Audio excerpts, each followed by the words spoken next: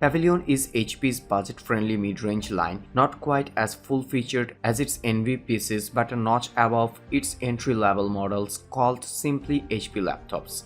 The Pavilion Plus combines some higher-end hardware, including an option for entry-level discrete graphics and a few features you won't find on a regular Pavilion.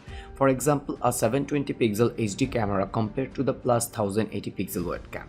You won't find a 2.8K OLED display as an option on the regular Pavilion laptops either.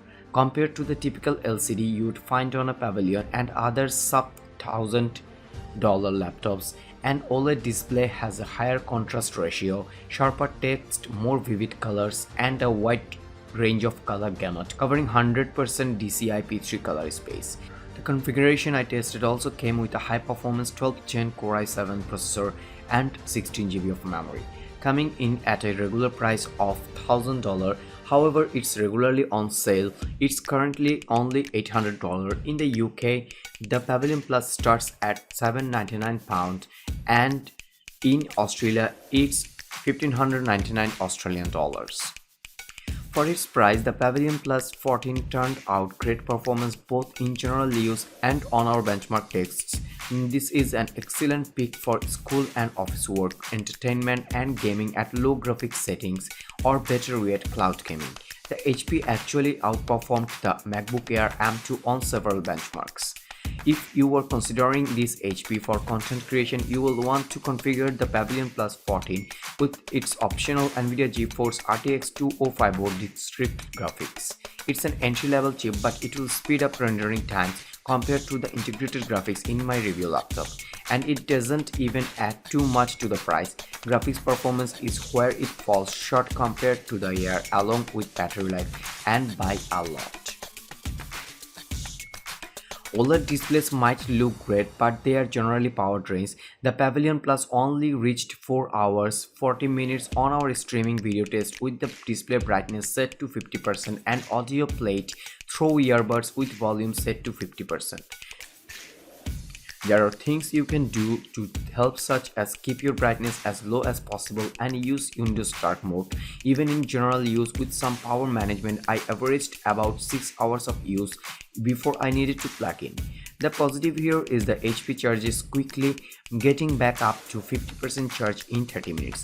The rest is really pretty great for its price. With just a couple of nitpicks, the webcam is way better than what you would have found at this price a couple of years ago. The picture is sharp and detailed, and if you don't have enough light, HP's enhanced lighting app turns part of your display into a ring light. HP also has another app to it that allows you to use a tablet as a secondary display wirelessly. However, for every enhanced lighting and duet app, there is something you will likely want to remove, like ExpressVPN, McAfee, personal security, wild tangent games, and Booking.com. Yes, it's how HP is able to keep the price low, but expect to deal with pop-ups and other annoyances until you install everything you don't want. There's only one other quibble, and that's the absence of kill switches for the camera and mics. Maybe those are reserved for the higher end Envy and Spectra lines. You will definitely find them on those models.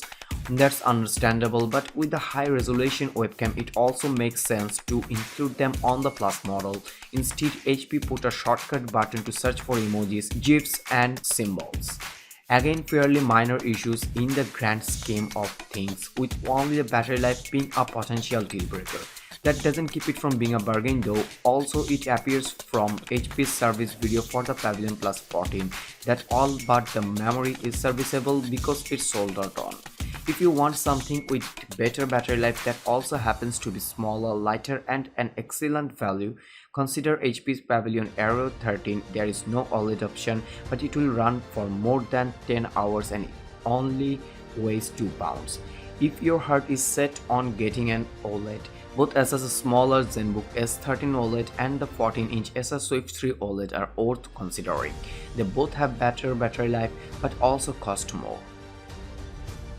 That's all for today. Thank you for watching. If you like the video, feel free to share with your friends and keep watching Review Arena to get your top-notch day-to-day commodities reviewed, and check the description box below to get this product at a very good rate.